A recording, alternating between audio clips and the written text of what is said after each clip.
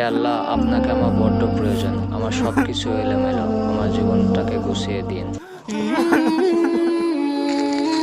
বন্ধু নিরিবিলি জায়গায় বসে কান্দো কেন? না বন্ধু, কিছু হয় নাই। সমস্যা নাই, কি হয়েছে আমাকে বলেন। তেমন কিছু না বন্ধু, আল্লাহর কাছে এত দোয়া করি, কোনোদিনে আল্লাহ আমার দোয়া কবুল করলো না। ও এই সমস্যা? হ্যাঁ বন্ধু।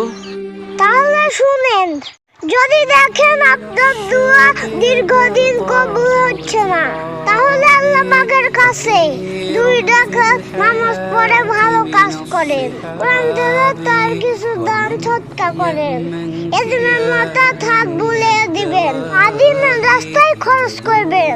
কোনো একটা ভালো কাজ করে হাত তুলে আল্লাহর দরবারে বলবেন, আল্লাহ আপনার সন্তুষ্টির জন্য ভালো কাজ করলাম, তোমার কালেমার ওসিলায় আমার দোয়া কবুল করো। ইনশাআল্লাহ আপনার দোয়ার ফল আপনি পাবেন। আলহামদুলিল্লাহ বন্ধু, আপনি আমাকে অনেক সুন্দরভাবে বুঝিয়েছেন। আজ থেকে আমি আল্লাহর সন্তুষ্টি অর্জন করে এইভাবে দোয়া করব। তাহলে চলো বন্ধু।